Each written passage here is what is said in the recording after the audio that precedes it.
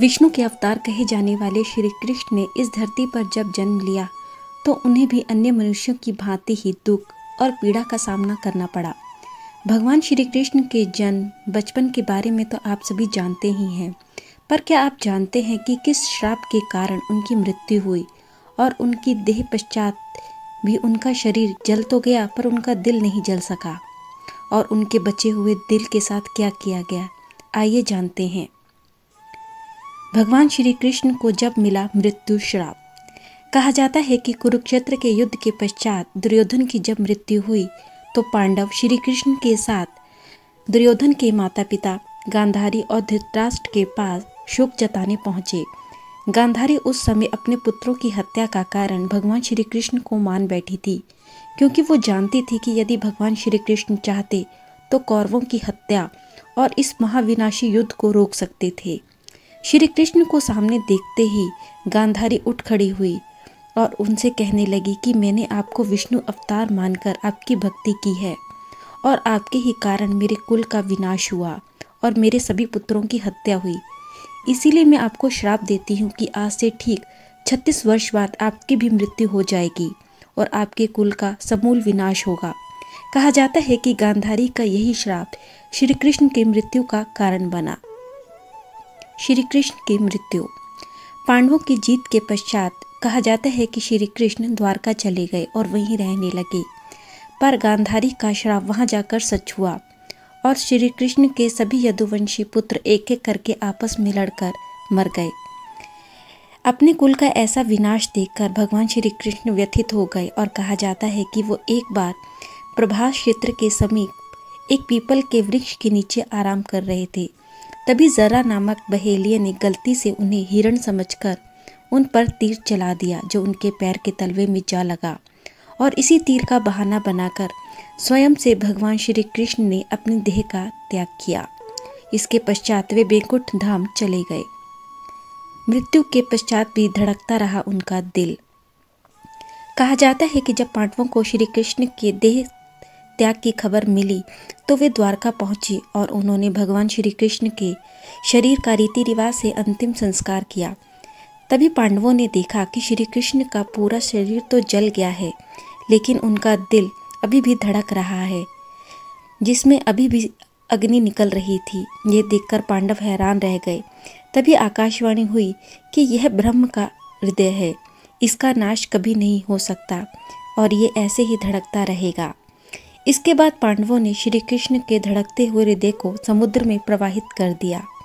समुद्र में पहुंचने के बाद कृष्ण के इस हृदय ने लकड़ी के एक लट्ठे का रूप ले लिया और फिर वह तैरते तैरते उड़ीसा के समुद्र तट पर पहुंच गया। जब राजा के सपने में आए श्री कृष्ण, जब श्री कृष्ण का हृदय उड़ीसा के तट पर पहुंचा तो कहा जाता है कि वहां के राजा इंद्रद्युम्न को उसी रात सपना आया। भगवान श्री कृष्ण ने सपने में आकर राजा को दर्शन दिए और उनसे कहा कि वह समुद्र तट पर लकड़ी के एक लट्ठे के रूप में मौजूद हैं। उससे मूर्ति का निर्माण करवाओ।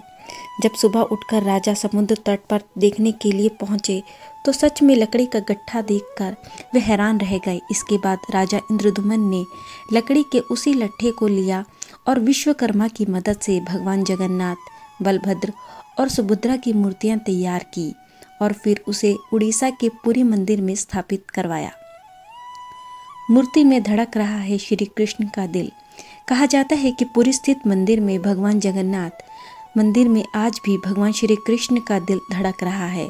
इस जगन्नाथ मंदिर में जब भगवान के हृदय को स्थापित किया गया तो इसके बाद यहाँ कई रहस्यमय चीजें हुई। माना जाता है कि मंदिर से जुड़ी सभी ऐसी अनेक कहानियां हैं जो सदियों से आज तक एक रहस्य बनी हुई है। जैसे प्रसाद रहस्य। जगन्नाथपुरी से मिलने वाले प्रसाद को महाप्रसाद कहा जाता है। ऐसा माना जाता है कि यह एक खास विधि से उपयोग किया जाता है।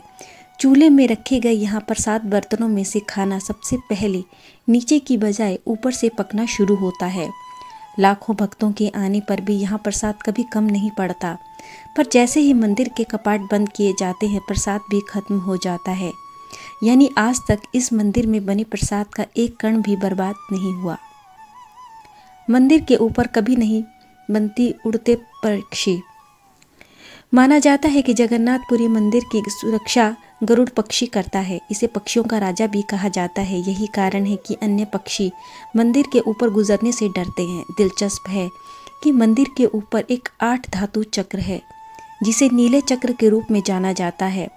मान्यता है कि ये चक्र मंदिर के ऊपर से उड़ने वाले जहाज़ों में रुकावटें पैदा कर सकता है, इसीलिए विमान भी इस मंदिर के ऊपर से नहीं उड़ते।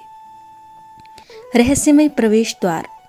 अक्सर मंदिर में आपने 1 या 2 दरवाजे देखे होंगे, लेकिन जगन्नाथपुरी मंदिर में 4 दरवाजे हैं। यहाँ के मुख्य द्वार को सिंहद्वारम कहते हैं।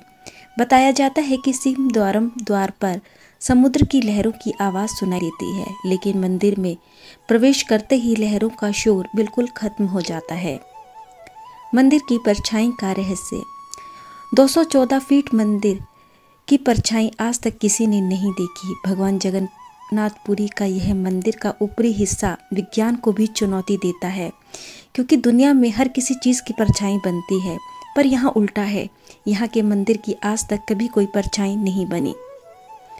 विपरीत हवा का बहना।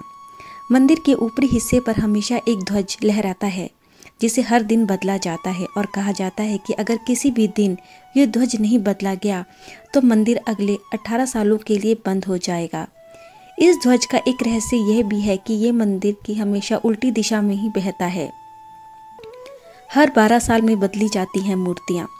इस मंदिर में हर 12 साल में भगवान जगन्नाथ, बलदेव व देवी सुभद्रा की मूर्तियों को बदला जाता है। ऐसा करते समय पूरे शहर की बिजली काट दी जाती है। केवल पुजारी को ही मंदिर के अंदर आंखों पर पट्टी बांधकर जाने की इजाज़त होती है। पुरानी मूर्तियों की जगह नई मूर्तियां लगा दी जाती हैं, लेकिन एक ऐसी चीज़ है जो कभी नहीं बदली जाती, और ये है ब्रह्म पदार्थ। ब्रह्म पदार्थ को पुरानी मूर्तियों से निकालकर नई मूर्तियों में लगा दिया जाता है। मान्यता है कि इस ब्रह्म पदार्थ को आज तक किसी ने नहीं देखा। यदि कोई इसे देखेगा तो या तो वे व्यक्ति अंधा हो जाएगा अथवा उसकी मृत्यु हो जाएगी।